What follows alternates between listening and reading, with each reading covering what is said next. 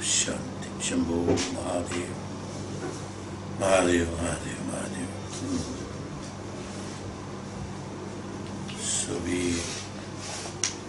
finished 47, 48 shlokas. Maharishi, here Swamiji says,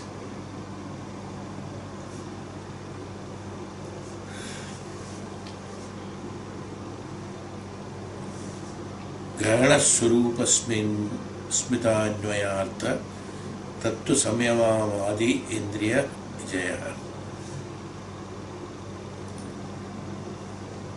Grahana Surupasmitanyayartha Tattu Samyamamadi Indriya Jaya. Grahana Surup. Grahana Surup. Mastery of the organs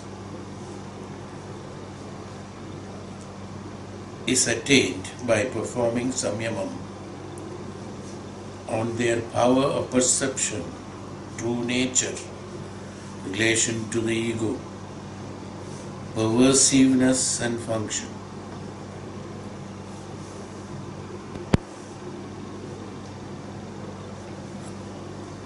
Most difficult and most important.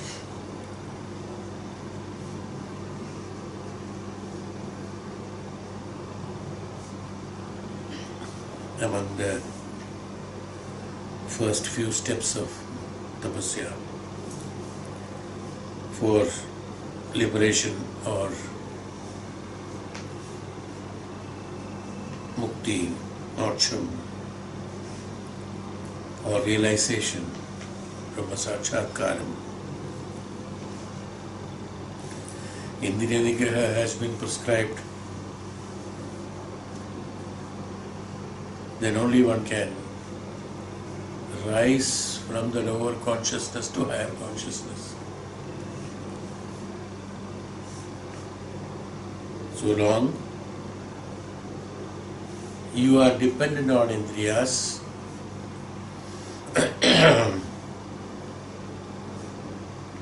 and the power of discrimination or Dhyanam, Dhyana Shakti, Dhyanam has not been distributed to Indriyas, and so long the Indriyas function according to their own whims and fancies for acquiring the knowledge from various objectives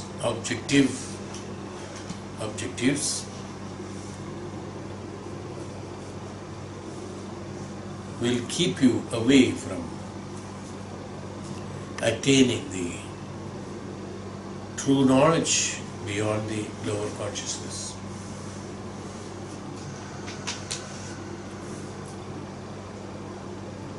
The sense organs are provided to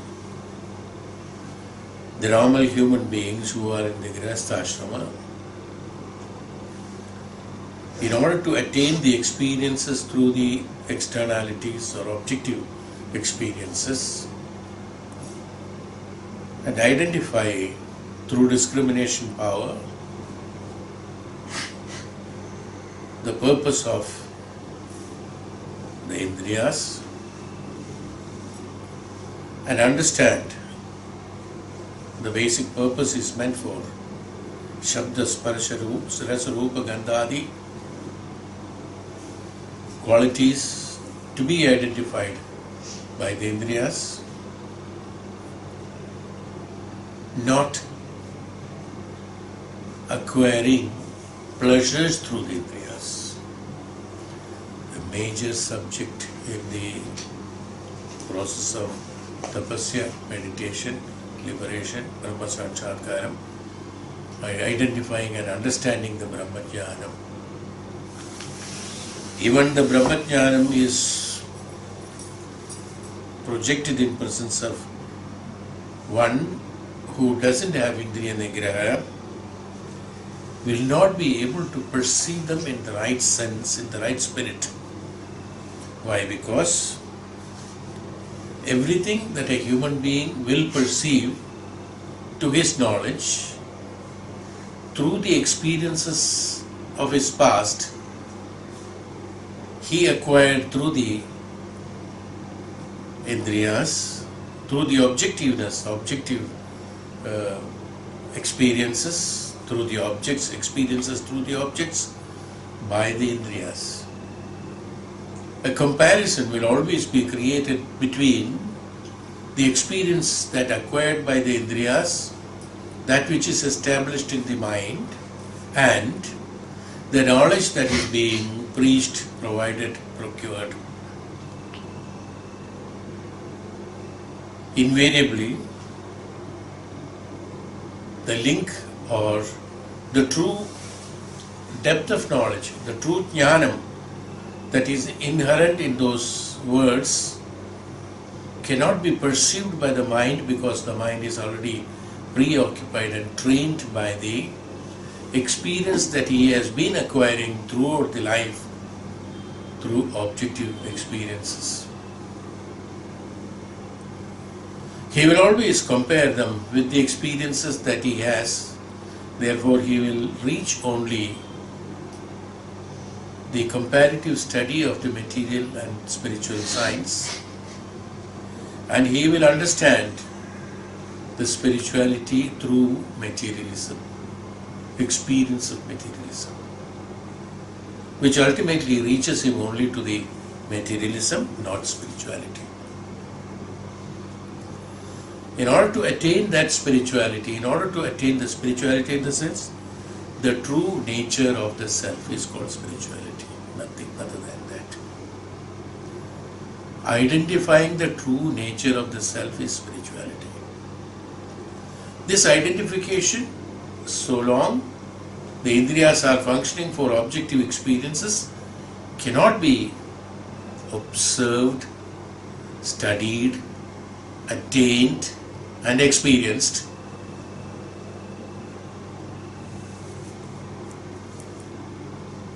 In order to observe, attain, experience them, study and experience them, the Shabda Sparsha Rasarupa Gandhadi identifications have to be truly understood by the Mana and Indriyas and go beyond. Then only this can be understood. It's not difficult as one listens to it. When one listens, it is felt difficult because the mind and Indriyas are functioning through lower consciousness, so it cannot be related. The higher consciousness cannot be understood. Living in lower consciousness is what I had been talking about. It cannot be understood, it cannot be visible there, because they are totally different in experiences. One is an experience through the Indriyas, another is an experience without Indriyas. That is the difference. Here, for everything you require, any experience you require in the material science, material living or Bhautik Jivan, you require the help of an Indriya. In order to see something, you need an eye. In order to hear something, you need an ear. Even if you have got ears, you will not listen properly. Even if you have got eyes, you will not see properly. You will not smell properly, taste properly, sparsha, touch properly. You will do it according to your choice in the sense egoistic choice. Where perception, true nature, relation to the ego. Everything is connected to that. That egoistic approach of that will only make you restricted to acquiring the true knowledge of the self. This restriction is a great block. This restriction is created by you. This restriction is created by ignorance. Even though the Indriyas are provided to the human being, Grihasthashramis, as he is supposed to undergo the experience of the karma balas, he needs this help of Indriyas, but not for 100 years of life. having understood and having performed the duties through Indriyas, the duties are supposed to be executed through the senses and sensations of the sensory system, through which the mind can understand. That is why the sensory system or senses have been provided only to those who are in the lower consciousness. The one who are in the higher consciousness have already got the Indriya nigraha. Indriyas do not function or not necessary for them. They are provided only for the people who are in the lower consciousness, functioning in the lower consciousness for physical experience. That's called bhautika experience, bhautika anubhava. The bhautika anubhava, the experiencing them materialistically. What is called love, what is called hatred, what is called hunger, what is called heat, what is called cold. All these have to be understood through sensory system for a human being, otherwise he cannot understand. If somebody says what is cold, he will not understand what is cold. How cold it is, somebody has to say the temperature. Even if I tell temperature -11, okay, can you feel? We cannot. Sparsha is necessary. Then only one will feel it. Without Indriya's support, without the sensory system, we are zero in knowledge. All the knowledge that is provided in a normal human being who is in the lower consciousness, he is assisted by the sensory system only. The whole process, the basis of the knowledge is Indriya, whereas theoretically and principally, the Indriya should be based on the knowledge, not the knowledge based on the Indriya.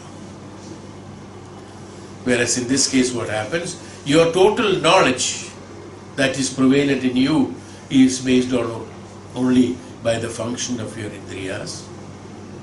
Whereas these Indriyas have to function based on the knowledge that you have, and the knowledge has to be projected to the Indriyas. Indriyas should function with knowledge. Here Indriyas do not function with knowledge. Indriyas just function. And from there, the mind derives the knowledge. So the total knowledge of the normal human being who is in the lower consciousness, that is why it is known as lower consciousness. The one who is living in the lower consciousness or normal human beings who are not experiencing the true nature of the self through the vidya that is provided through Shastras, Upanishads and Vedas and Dhyana Shastras, they will be deprived of this knowledge. They are deprived of the knowledge. This knowledge will come only here, because here, throughout the day and night, the human being is experiencing all the knowledges, acquiring all the knowledges only through sensory system. You are seeing something, that's how you are learning something about something objective. Listening something, that's why you are able to understand something. Tasting something, then only you are able to understand the taste of something. Grahana Grahana Shakti. Sparsha, touching. So Shabda Sparsha Rasarupa Gandha. The principle has to be understood. Whereas here the Sthula Bhava is being understood. Sthula Bhava, Shabda Sparsha Rasarupa Gandha. Shabdam, the sound. What is the Shabda?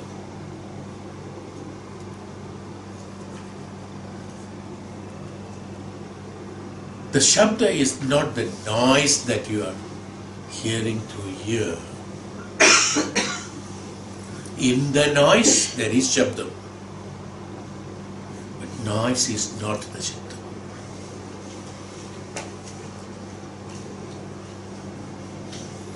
In the object, in the Akara, there is light. Light, through light only Akara can be seen. But Akara is not light. Like that, each one. It is because of the light we are able to see the akara. So, Rupam. Rupa is not the perception of Rupa that you are seeing through your eyes. We always relate about Rupa, about the picture that what you are seeing through the eyes. That is round, that is square, that is rectangle, that is hectagon, that is hexagon, no? That is triangle, or that is human being, that is flower, that is animal, that is water. They are all based on your sensory system looking at it. They are not wrong. I don't say it's wrong. Your knowledge is limited only to that. That what you are seeing. You understood the Rupa is only that. Akaram is only that. That is only a part of Akaram. Bhautika, that means materialistic picturization is okay. To that extent, it is fine. It's not that it is not there, it is there. That is not Akara, they are various objects that you are seeing. These objects are a part of Akara, Shabda, Sparsha, Rasa, Rupa. No, Rupa. They are all part of Rupa. All these objects that the person is seeing through the eyes is a part of Rupa. Part. Actual Rupam is what? Rupam is none of this. They have all come from the Rupa.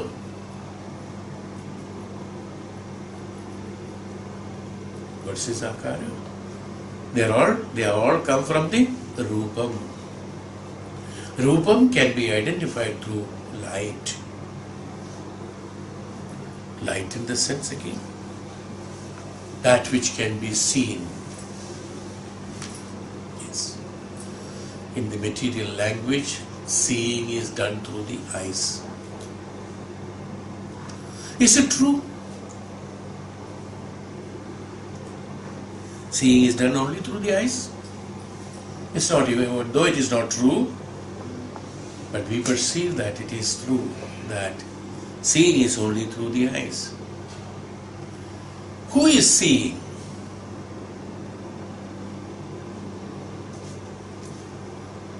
Who is seeing? Is it the eyes? Is it the light? Is it the object? Is it the subject? Who is seeing?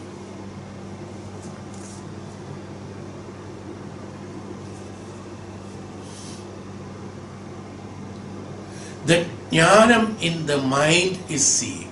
It's not the mind. The knowledge in the mind is telling you that you are seeing something. How are you saying something? It's seeing something. Who tells you who is seeing what? Who is telling you that who you are seeing, you are listening, you are eating, you are listening? Who is telling you all this? It is the Dhyanam that is there inside, that is the intellect which is passing the Dhyanam. They are all like an involuntary system in us. There are some involuntary actions. It's not volunteered by you. An involuntary action, like eyelids are closing every now and then. It's not a voluntary action. No? It's an involuntary action. It keeps on. So long you are awake, you keep on blinking the eyelid. No? It depends upon the necessity. Medical science says it's for lubricating. Whatever the purpose. There are certain involuntary actions. I'm just telling you physically so that you understand what I mean by involuntary action. Breathing is involuntary. It's not volunteered by you. There are so many things like involuntary actions like that.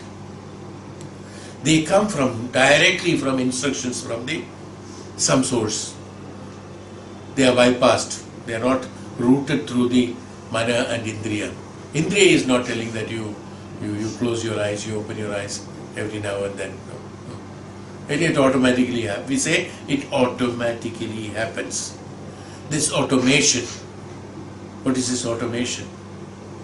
That means once it is set, it keeps on going. It's automation. How is it automation happened? They are from the central source of information that is being provided from the Atma through intellect to the mana and then inner self. Intuition is there. Everybody has got intuition. Oh, something is going to happen. Or this is what I expect. Something is there. This intuition. Is there a classification for intuition? What is intuition? Is it expected by you? Some of them are expectations, okay, sometimes. Well, it's a very, very hairline difference there, expectation. Suppose sometimes when you expect something, it sometimes happens. So we cannot call it as intuition actually. The intuition is that happens without expectation. With expectation also sometimes it happens because it relates with the intuition, so it happens. But that is not intuition. Intuition is that which is not, which is happening without expectation is called intuition. Intuitiveness. Who has got the intuitiveness? That knowledge in the mana has got intuitiveness. It's not the mind again, it's mind. We can say mind, since it is the mind which is functioning, which has got. There it has bypassed the Indriyas. It is not a acquired knowledge by the mind, is why I am not saying it is mind's knowledge. The mind has acquired knowledge only through Indriyas. The mind's knowledge is only through Indriyas. You learned how to read and write, so you are able to read and write. But there are people who can read and write without having learned it. This is called the Dhyanam.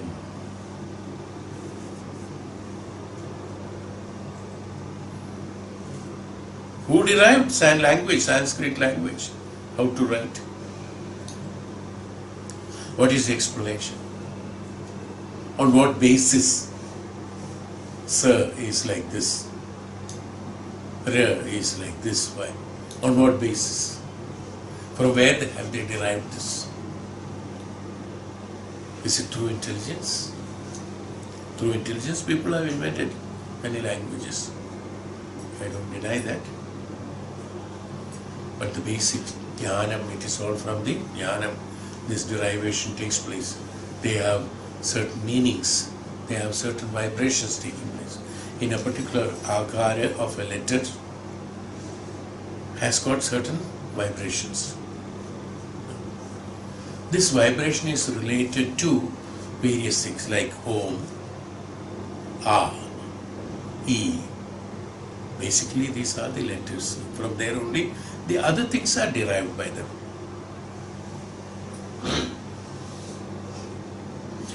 These syllables have been identified through the involuntary system based on certain vibrations that is being created in the Sharira, or in the, not, I won't call it as Sharira, in the Prakriti when it is pronounced. That's why each and every sound that is there in the Prakriti, whether it is a bird chirping or an animal crying or the water flowing or the breeze flowing or the storm, everything has got a particular Shabda. That Shabda, from that Shabda only these letters have been derived. We say that. What do you call it? When there is breeze through the woods, when you stand there, we have got a particular voice. Ooh, e, oo. Oo is from there.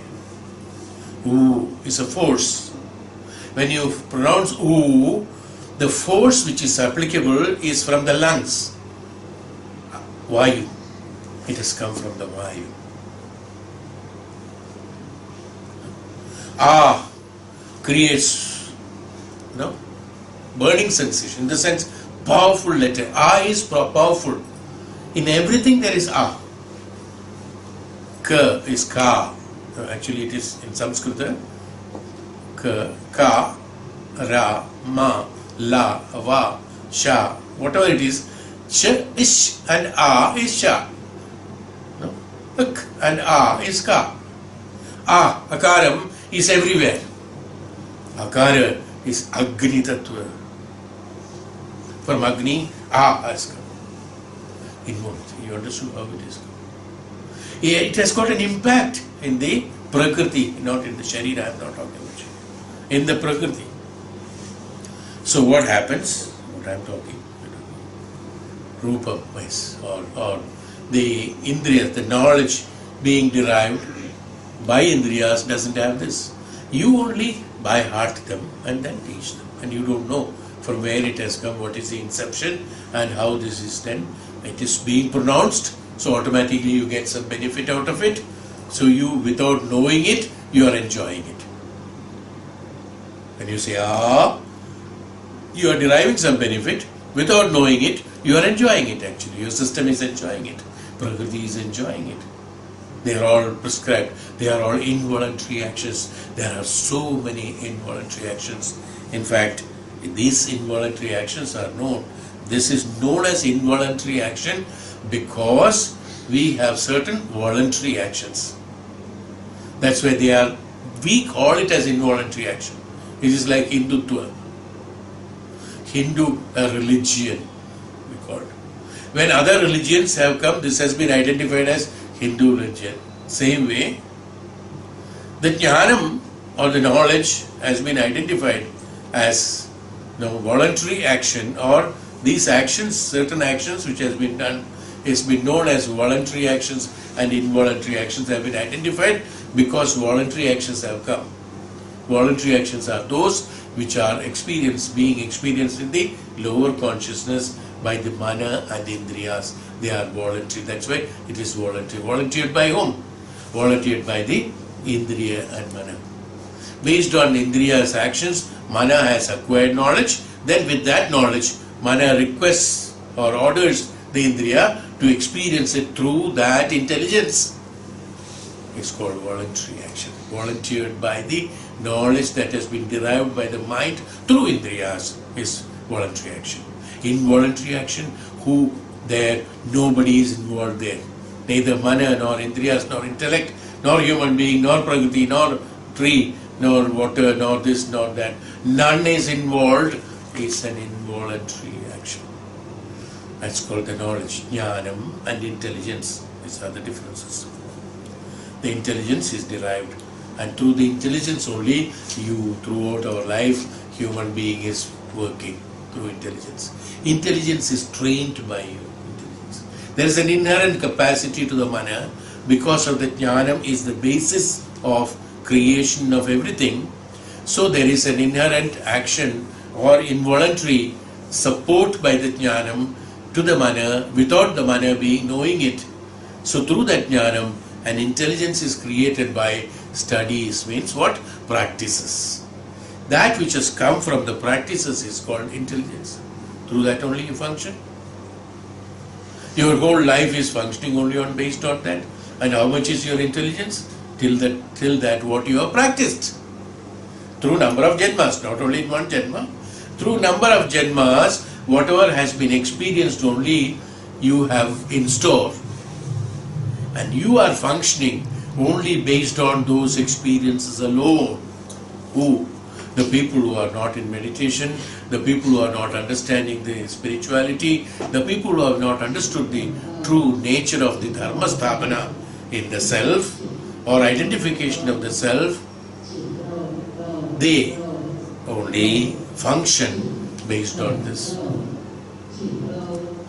Whereas one who detaches from the Indriya nigraha, why I spoke all this? What is the importance of Indriya nigraha?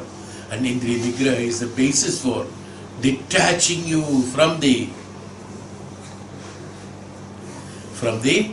activities that you are involved in the status of lower consciousness, in the status of identification of Sharira, in the status of experiencing the pleasures and objective experiences. There the Indriyas are very much necessary. He provides the Indriyas, and then the nature provides you the Indriyas, and the Shastras, the knowledge says, do Indriya nigraha. He is providing you Indriyas, but do Indriya nigraha. What does it mean? Is it a contradictory action? Is it a contradictory statement, or is it, contradictory instruction, or contradictory happening? Is it that? Is it contradictory? Definitely it is not contradictory. It cannot be. This is what we understand through intelligence. How it is not contradictory? That we don't know. It is complementary. How is it complementary? Why it is not contradictory? Why Indriyas have been provided and then say Indriya nigraha has to be done?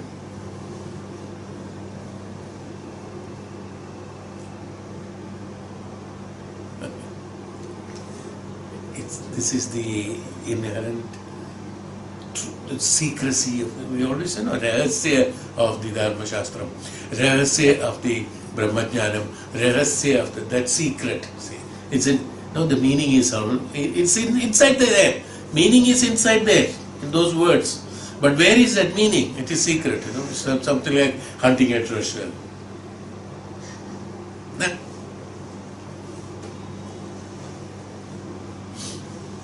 Why the Indriyas have been provided? Indriyas have been provided, as I told you, for a man in order to experience, to fulfill his karmas and kartavyas. That's why Indriyas have been provided. Now immediately, having provided this, he says that I am providing you, let me personalize it. Okay. Let me say, I am providing you these Indriyas, is the first sentence. And with this, you can utilize it for your bhautika jivan, in the materialistic life which you are supposed to undergo. So to do your kartavyas and karmas and kriyas, you require these experiences through the Indriyas. For that you may utilize these Indriyas. I am providing you these Indriyas, he said. Then he said,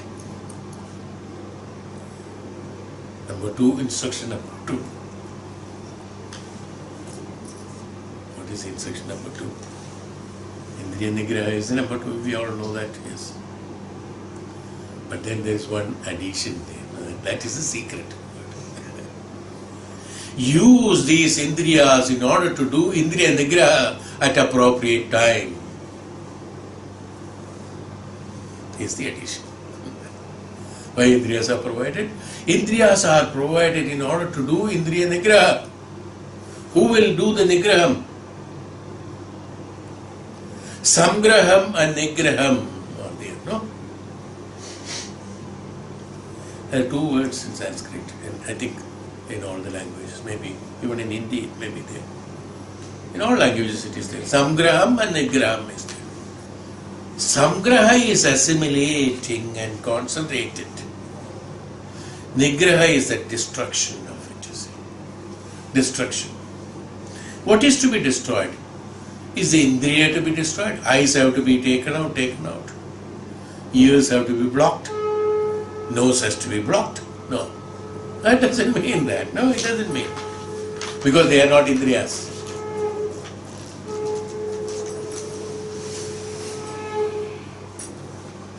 Nose, ears, eyes are not Indriyas.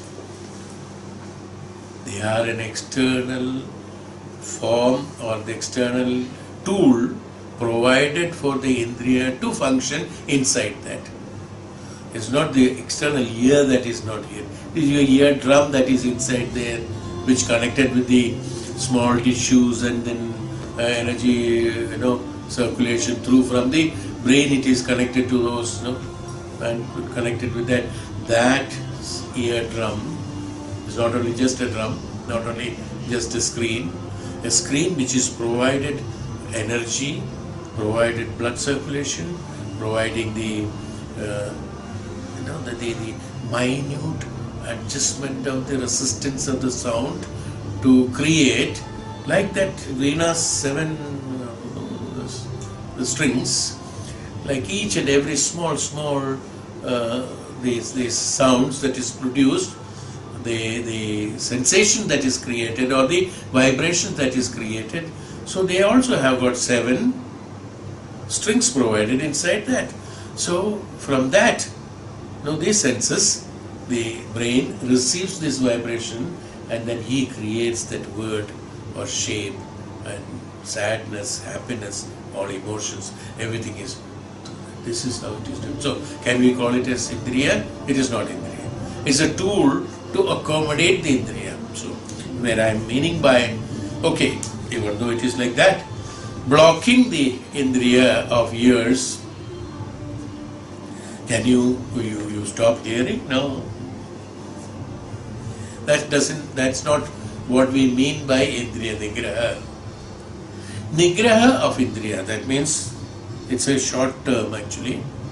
When it is elaborated, you should do the nigraha of the practice of the Indriya that is being executed for the purpose of doing kartavya and karma, and through sensory system for the amount of pleasures and kartavyas and karmas that is being executed for the purpose of fulfilling the karma, should be stopped at a point of time, or should be discriminated or identified or separated at a point of time into a division of that, and find out this blocking of this particular sensation to the sensory system of objectiveness. Blocking this sensation to sensory system of the objectiveness has to be done, is called the Indriya nigraha. How is it possible? It is possible when you do not have any desires or attachment to the objective experiences. When you do not have any desires for the objective experiences, when you do not have any attachment to the objective experiences, automatically that Indriya nigraha takes place. I don't want to listen that. When your mind has fixed up that, you will never listen. I want to listen it, you will, whichever way it is, you will be able to listen. When you don't want to listen, see, we all do that, no? When we are sitting here also, certain times when your system says something else, depending upon priority, if your priority is given to something else in your mind, you are stopping listening actually. Even though I am talking, you stop listening. Well, but your inherent source of listening capacity is there. Inherent source of that Indriya is there. That through the infiltration of that Indriya, because it collects all the sounds inside that. Along with that through the infiltration, these words are registered inside.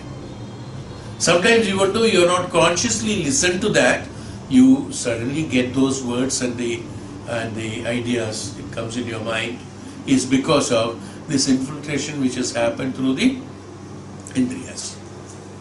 Now this infiltration is again involuntary. Whereas when we call it as here Indriya nigraha, means consciously blocking the Indriyas. The blocking is again a negative word, which I am not supposed to use. I just told it because the easy way to make one understand, but it can create confusions also. Blocking is not the right word. How do you block? Well, even though I have told block, now I have to explain, having told block, how to block it. Is it through an ear plug that I plug my ear so that I cannot listen? No, not by external sources. How do we block it, The beautiful way. When I do meditation, when I do tapasya, when I have practiced that Dhyanam, connecting myself to the infinite, what we call, or connecting myself to that energy which is much higher than me, to that energy, to the higher consciousness, which is known as higher consciousness. When I am practicing that, what happens is that because of that connection, the highest form of knowledge being provided to me, and when highest form of knowledge being provided to me, I being having acquired that highest form of knowledge, which contains everything, and there is no scope for asking for anything else, there is no scope for desiring of anything else, there is no scope for scarcity there in that itself. So my attachment, attraction and desire is totally stopped. That action is stopped. Indriya nigraha takes place. Understood? This is how it is blocking. How is it blocking? Blocking without, when we do not have desire and attachments, when we do not have scarcity of the materialistic experiences through sensory system, I am missing it. When I say I am missing it, there is a problem. You are utilizing, you are dependent on the Indriyas.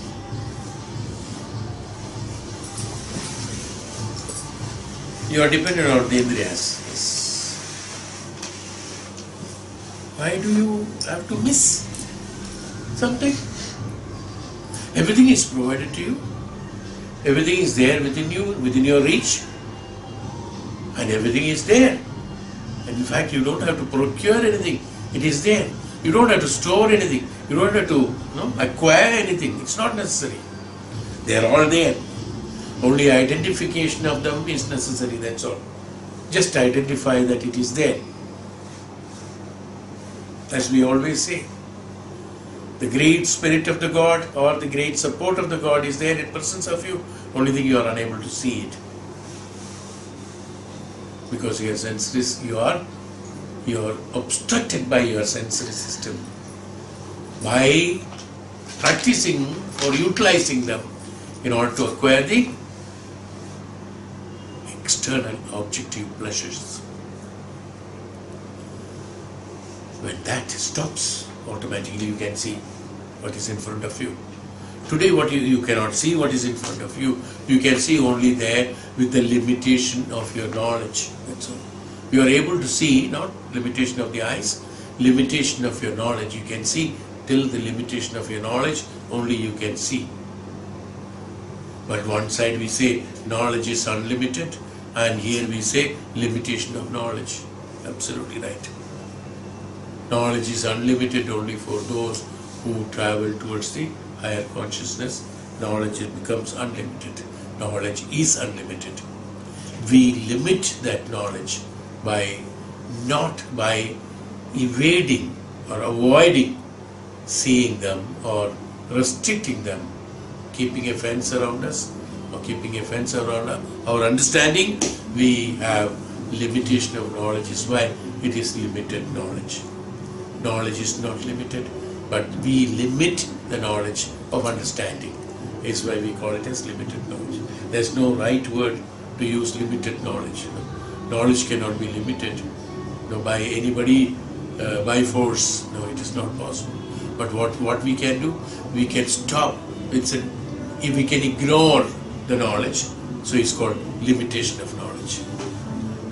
When you ignore the right way of knowing it, when you ignore the mass of the knowledge, that what you know only is called as a limitation of knowledge. So even though it's a wrong term to use it, but in order to understand us, as I told you, there are words which is taken from the material world for people who are in the material world to understand what is called that. Actually, such a word should not be used. Limitation of knowledge should not be used at all. Knowledge doesn't have any limits. The limitation is created by you. When you have created a limitation to something, we cannot call it as limited. Sea limited to only few thousand liters of water. Can we say that? No, we cannot say that. Immense, you see.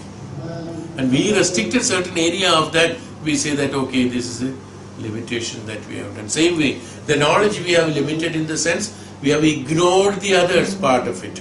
So we make it as limited. It's not that we have divided or limited the knowledge. No, you understood? So the term used is only for convenience. Technically it is not right. Indriya nigraha. So this is how the Indriya nigraha should take place. Indriyas who are attracted for enjoyment of the external pleasures, and they are acquiring only that knowledge from the objects for the purpose of fulfilling the requirement of the mind, which is known as the mind who has invaded, who has infected by the desires and attachments. When they are infected and interfered with the desires and attachment, automatically their requirement has to be fulfilled by the Indriyas. So for fulfilling that requirement of the mind, the Indriyas are being misused for purpose of materialistic or external, the pleasure of externalities, experience of externalities. The moment you stop the experiencing of externalities, the same Indriyas will start acquiring the spiritual experiences. Indriyas are there still.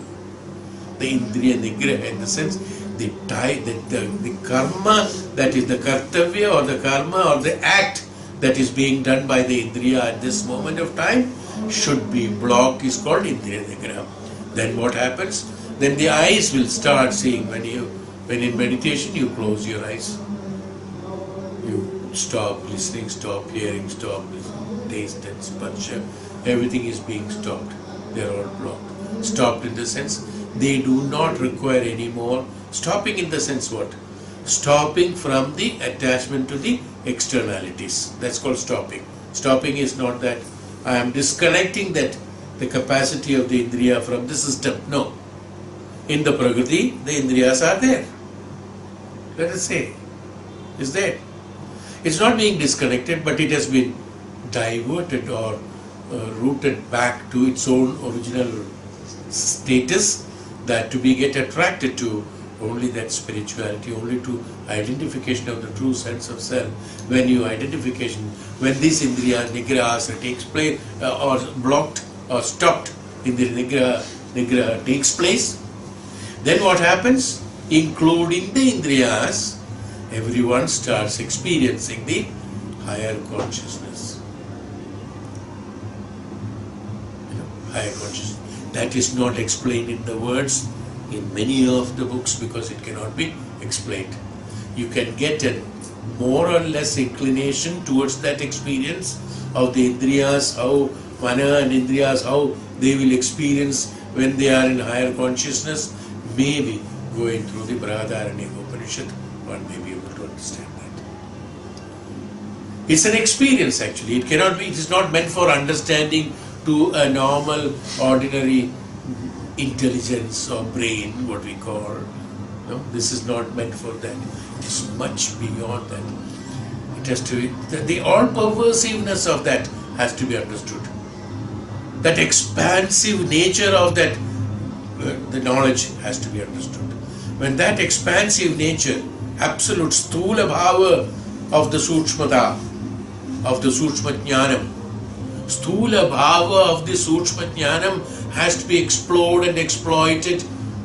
Sukshma jnanam is the Brahma jnana. From that Brahma jnanam, I must be in a position to do the sthula bhava of that, explore it and exploit it to minutest details of that, and then go into each and every corner. You will find that you have got everything. This is called the experience of Brahman, experience of the self. Then what happens? Is there a desire? When you are pervaded in all over, when you are pervasive all over, when you are, how do you perverse now? No, another thing, yes. It's again very difficult to understand for a normal human being, the all pervasiveness, how to spread all over. There is always saying is there, we all understand this language, you all must have read it 100 of times, many places, you must have heard it in pravachans for a number of times, all pervasiveness. When you, Atma, joins with the Brahman, you spread all over the world like in Hiranyakashipu's and Prahlada's story. They say that, that you are in the pillar, you are in the bhumi, in the akasha, in the stone, in the wood, in this, in that, and in the flower, in the everything, everywhere you are there. How to perceive this idea of everywhere you are there? You can say it in words. Can you feel it that you are everywhere? You cannot feel it. Why? You are restricted to your sharira. No? You are restricted to you. Being in the sharira, you cannot experience perversiveness, or you cannot experience the expansive situation of the Sukshma Bhava into the Sthula Bhava cannot be understood. This is why in the lower consciousness we cannot understand the higher consciousness. But certain words, through the words, now again, all pervasiveness or omnipresent, omnipotent, how can we understand it? At least to that, you see. How do you understand them? The moment you stop thinking that you stop understanding that you are this sharira, the moment there's nothing, no big exercise has to be done. One exercise. Stop knowing that sharira is you. All perversiveness have happened. Am I right? Negate the negativity, the positivity is yours. Same way, negate the sharira, the whole universe is yours. This is the only way in words I can express that. How can you experience omnipresence? You are now, you are not mini present. You are now, let me put it, I mean, just for the way, I don't know whether there is such a word. I don't even know. Let me, for the purpose of explanation. Now, for the purpose that we have to understand that now you are present here. Okay. When you are not present here, where are you? All over. We can say there. When you are not here, there. This is how the word tat tvam asi. Tat tvam asi. Tat tvam asi. Tat, that. Tvam, you, asi, existing. Tat tvam asi. When this is not there, only that is there. You are not there, then everything, this is called omnipresence. Mini-presence and omnipresence. Our own term. Okay. Mini-presence and omnipresence. Omnipresent, omnipotent, or all pervasiveness, how can you have that feeling of it? Today you are having a feeling of it that you are this sharira and you are working for fulfillment of the requirement of this body and mind and emotions. Not even this much. Maybe cannot see even an iota. This is what you are. And if you are this, how much is your mind? How much is your emotions? You cannot measure it, It gets dissipated. What's your emotion? What is your desire? What is your kartavya, karma? Identification of kartavya and karma has to be there. That's why we have taken the sharira, we have taken a birth. Let us go practically. We have taken a birth, we have to experience it, we have to undergo this experience. Through the experience of fulfillment of karma and kartavya, you should be in a position to know that the major karma is what? For liberation from the karma. So your all function should be for liberation from the karma. So all the sensory system, all the sensory system or Indriyas should function only for the purpose of liberation from karma, not for involvement in karma. Doing a karma should make you liberate from that karma, not involved in your karma. And most of us and most of the people who are living here, they do karma to get involved, not to liberate. Most of them, I'm not telling everyone or everything. Many of the karmas that you are doing is only to get involved more and more into it. You should do the karma to not to get involved but to liberate yourself from the karma.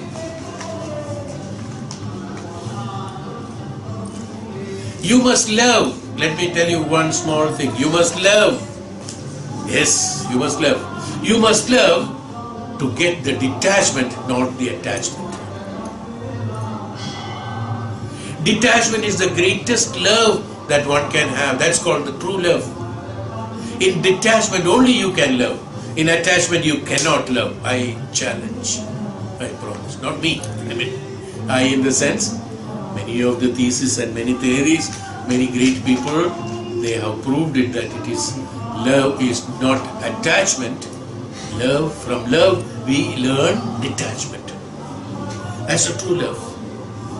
An attachment will have a selfishness, a selfish motive. Is it called love? That's not love.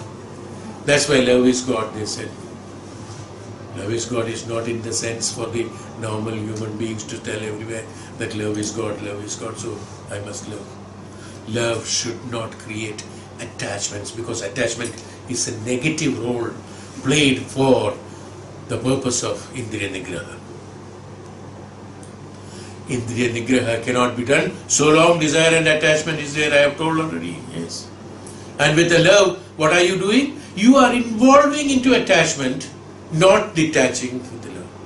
If you have true understanding of love, you will not get attached, but you will love. Universal love, that's called universal love. The universal love is that the true love. There should be love.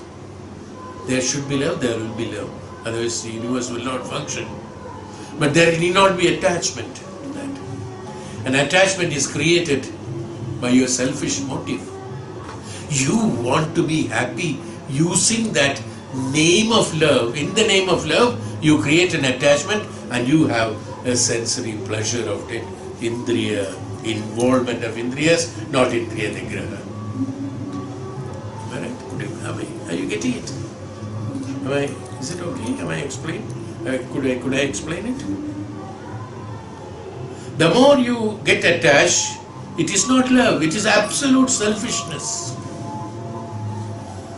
You should be concerned, no doubt about it. You should have love, an absolute necessity. Wherever it is necessary, you should be in a position to extend that flow of love, should feel, and they will be very comfortable with that.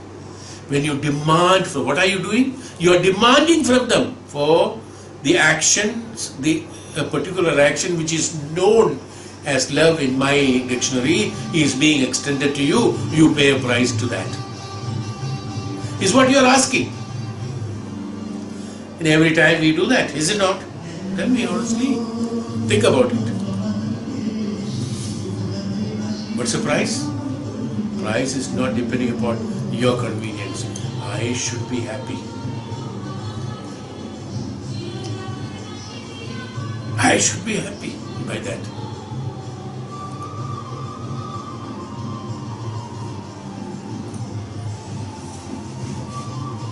He doesn't love me. One statement. Why he is not loving you? Somebody asked. He is not listening these days. Whatever I am saying, he is not listening and he is acting according to his own whims and fancies. And he doesn't listen to me, he doesn't give me money, he doesn't give me this, he doesn't do that, he doesn't want to, he doesn't love me. Where is love? Your expectation has to be fulfilled by somebody else to suit your requirement is called love according to you.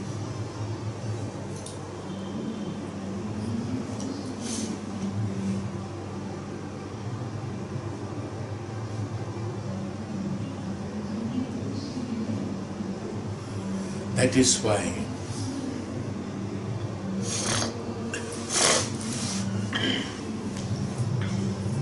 a common word has not been used in Sanskrit language. Even though in English they call love for everything, love is called. Sanskrit has divided into various words. For a child, you do Vatsalya. Vatsalya, I think even in Hindi it is there. Vatsalya bhav, looking after a child with care and love, depending upon necessity of the child, to grow to a particular way is called Vatsalyam. Vatsalyam how? No? Then comes Sneha. Sneham. For others called Sneham. Sneham is there when little grown up. Sneham is not Vatsalyam. In Vatsalyam, whatever required we will give, we will bribe, we will carry, we will do emotionally also attached. Doesn't matter. But what happens? They are all should be beneficial. Vatsalyam is necessary for every child. To develop his psychological security to handle this world, Vatsalyam is absolutely necessary. A great science. Today's doctors or today's development or Western side, they don't believe in it. They say as soon as your child is born, let him sleep separately, he will become strong. What strong? He doesn't know anything. To make him emotionally stronger, he should know that insecure feeling has to be. He had been living closely attached, physically attached to the mother. So, in order to release him from that, gradually that insecurity has to be released. That by keeping the child with the mother for as long as 6 months at least, the child should be with the mother. They say up to 2 years, child should be with the mother. The insecurity feeling will go away. What happens? He establishes a security in mother. What is the science behind it? When he is alone, he is still insecure. He looks for security. But when the child is closer to the mother, he finds security in the mother. For everything he finds security in the mother, no doubt. Now gradually having established a security in the self, what happens? He has a habitual dependency of security, and due to that what happens? His feeling of insecurity is vanished. Initially the presence of the mother is a security. Afterwards what happened? Mother is at home is a security. Oh, mother will respond to me whenever I call. It is a security. Now everything is linked to that, doesn't matter what happens, but actually he is independent. He has a feeling of security. Whereas the other person, he is always insecure. Here, he has released his insecurity and he has established himself in security. It's a principle why the child should be, according to my psychology, or various articles which I have read and understood. The psychology is that. So what happens? Now, in the Vatsalya, there is a taking care has to be done for his progress. So you are keeping him closer, you are pampering him, you are giving him chocolates, you are making him, putting him to sleep, singing a song, and you are feeding him, you are doing this, you are doing that. Everything is Vatsalya, is what for his mental and physical development. Actually, his mental development. Through Vatsalya, his mental development is very high. That means security is very high. There is somebody to take care of me. This because I am not possible, I cannot live alone. Somebody has to be there. This insecurity is there in a child because they know everything. So for Vatsalya, through Vatsalya, what happens? By all these actions, what are we telling? We are telling, I am here, don't worry, I'll do it for you, I'll do it for you. Now gradually you learn it to yourself. You see, from doing it, showing him how to do it, he learns it. Now he has to learn it, the other one has to learn it by himself. How to eat, how to walk, how to do, how to this, how to think, how to know affection, how to know. All these things have to be learned by him. Whereas in this case, what happens? He is provided with this knowledge, the emotional support and psychological development, and that emotional support in the psychological development makes him absolutely secure and makes him grow to a better human being in order to understand the realities of the truth. Sorry. Truth is what? Now, through this what the child understands. Why did I say all this? It's for this purpose what I am going to tell you. Why should you do this? We are doing this in order to make him understand that since you are incapable of doing it because you are a small child, you are incapable of doing it, you need assistance. I am doing assistance. I am giving you this assistance.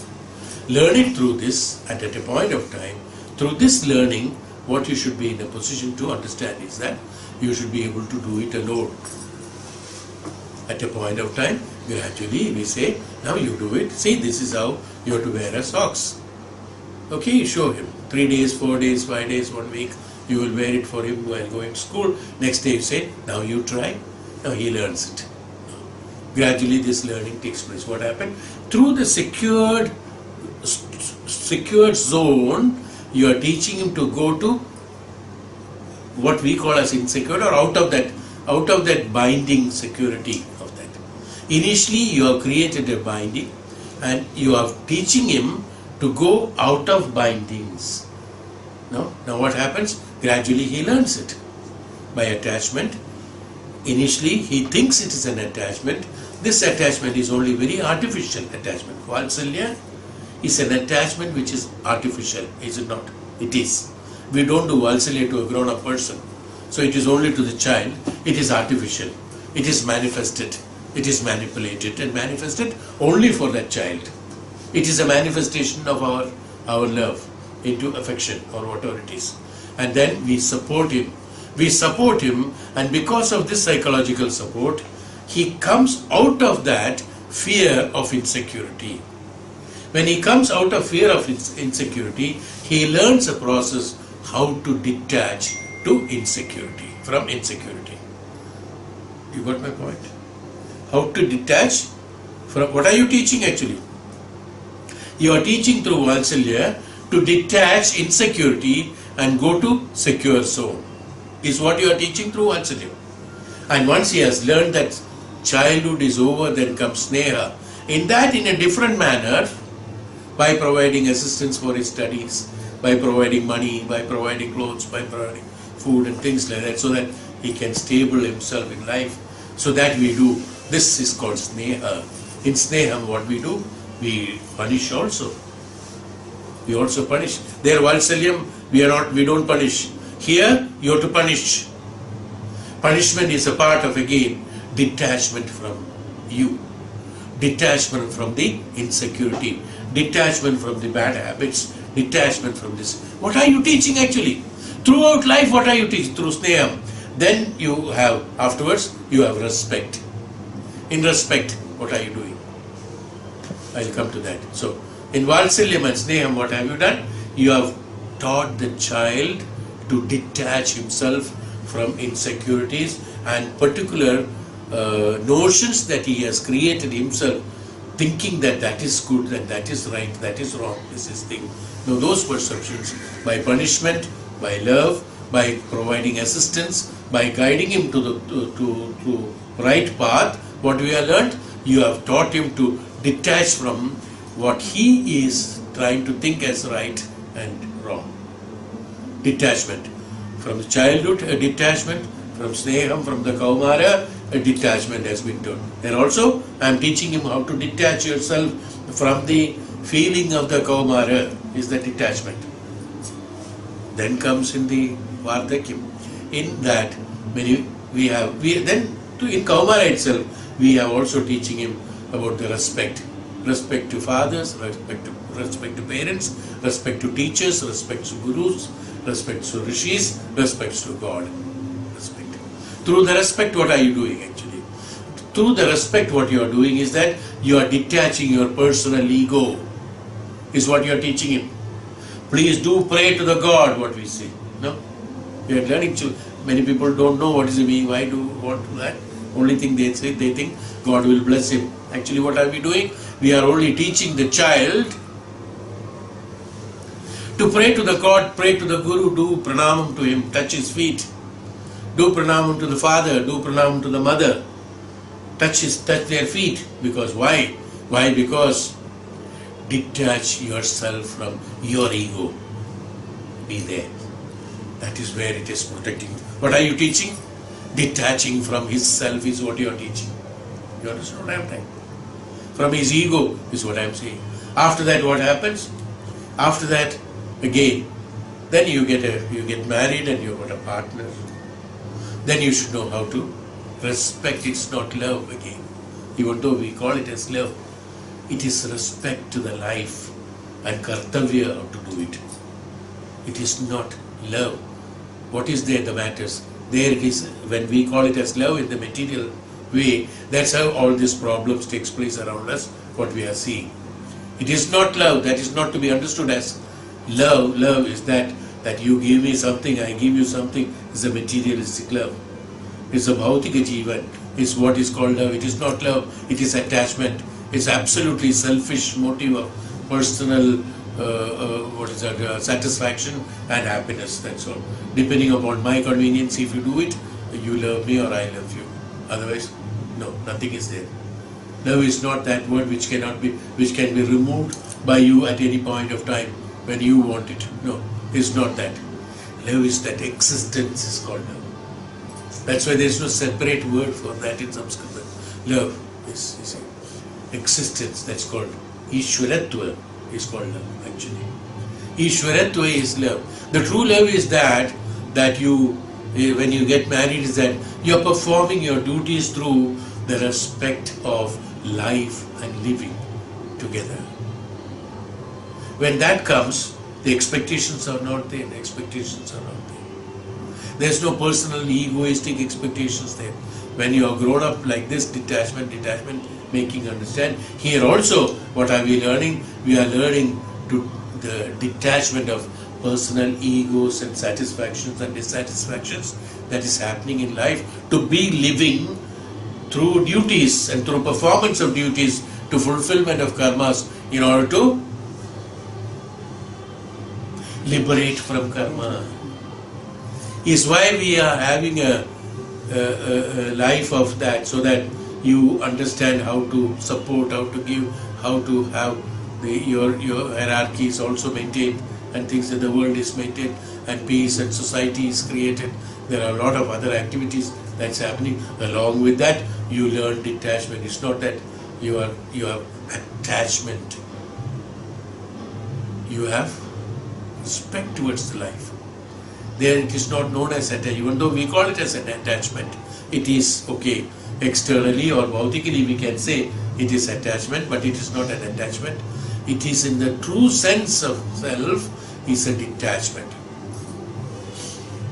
That's a true love. In attachment there is, as I told you, there is a selfish motive incorporated in attachment. So there should be an execution of karma. It's a part of life to be executing your kartavya and karma. So through the kartavya and karma, and when you live in your life of whether it is childhood or kaumara or in the married life, when you lead your life perfect according to the dharmic way of living, what happens? You are fulfilling your karmas and then getting liberated. So when you are living like that, automatically there's a lot of care, lot of attraction, lot of attachment, which appear to be attraction and attachment is done. But whereas what are you actually doing? You are fulfilling your jivan dharmically, executing your kartavyas and karmas. When you do your dharmic living, in executing your kartavyas and karmas for the purpose of liberation from the karma, it will appear to be beautiful. There will be no difference of opinion. Where's the question? So this is how it is done. Then afterwards what happens? You are being respected, or others, children will respect you, and you will respect your elders and your God and others. Whenever you respect, as I told you, when we say the child to pray to the God, pray to the Guru, and when we pray to the Guru or somebody else pray to us, what happens? When they do the respect, what is the respect again? A higher degree of affection or love through understanding and knowledge is called respect. What is that respect? Respect is that I have to learn something. You are the one who has got more knowledge, and your blessings will make me like you or better than you. So we deserve that. See? So in order to have detachment from my ego of knowledge, I would like to have your knowledge. For that you do the blessing, I will have detachment from me, from my ego. Is why that respect is being done. I respect as well as to me it is being respected. When somebody respects me, I do not get attached to that one who is respecting me. He doesn't get attached. I told you that he has to acquire the knowledge. So he says, my ego is good. Whereas somebody else is respecting you, the man who is receiving that respect, he has to be detached from his knowledge. Why? You should understand that the one I had been living all this while, I have earned a lot of knowledge through my living or my tapasya or whatever it is. This participating it from me is my kartavya in my life, or the submitting this knowledge to others in order to promote them is my knowledge, is why the releasing of ego from the self. Instead of saying that I am knowledgeable, so he is respecting me, instead of that I say he wants me to help him. I am extending my help of submitting my knowledge to him, so I am detaching from me. So the one who is blessing also being detached from him, the one who is seeking the blessing also is detached from him. Both are detached from him. This is how each and every action, very slow. What is attachment? So in each and every part of our life, in our country, in our system, in our Hindu Shastra, in our Tattva, in our principle, in our homes, what we learn from small nowadays, people don't maintain it. These are the things what we have learned. These are not simple things what I am saying. Why? But what is the inherent meaning of it? You see now, in each and every stage, now you know. In each and every stage, what are you doing? You are getting out of your ego. You are getting, every time you are teaching him from the insecurity to security. So long you have got ego and blinding you from doing things, and then you are fencing yourself. Your ego is activated, and then you are in the insecure zone. Why are you binding yourself in a particular emotion and particular knowledge and particular, no, I don't want to go out of it? Why? Because insecurity, feeling of insecurity. If I go out of it, where will I be? This is not known, this insecurity. When you learn like this, what happens? There is no insecurity. At a point of time in Vardhakya, you go to Vanaprastha, and Vanaprastha to Sannyasa, you attain the Mukti and Moksha. Nothing is left there. By the time you reach there, all your egos you have spent. You are gone. In the Grihastha Ashrami, this way he can reach that Vanaprastha status. Then of course tapasya. So, what I am trying to tell you is that we are teaching, or we are our Hindu Shastras what has taught us from the childhood by practice of living. That's why I said living is important than life. I always told that.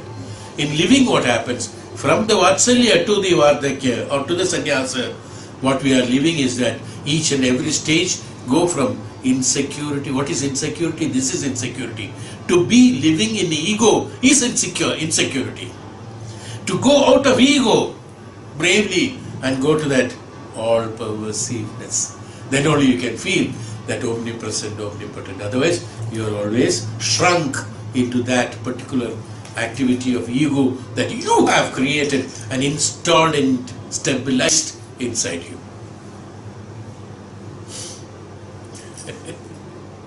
So it did come sort of. That's why I got a little excited about it. This is what happens.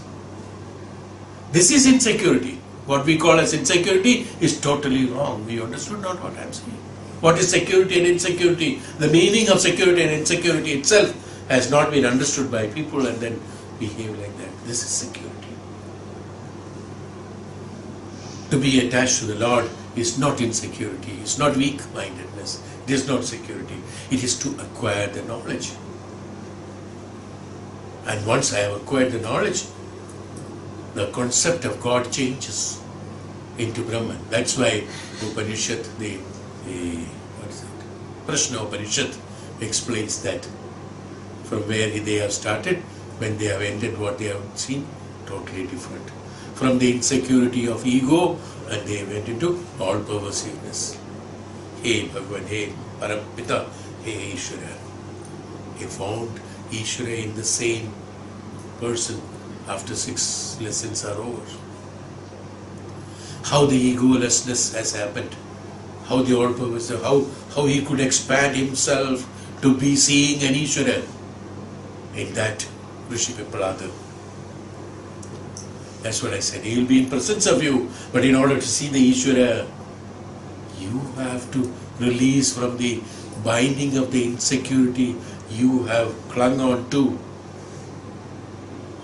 And you will be in position to see that God in him. God in presence of you sitting there. See? That's what the students have seen in Rishi Pipalada in the Prashna Upanishad. This is each stage of releasing the ego has to be done. This is called Indriya nigraha. No? Om Shanti.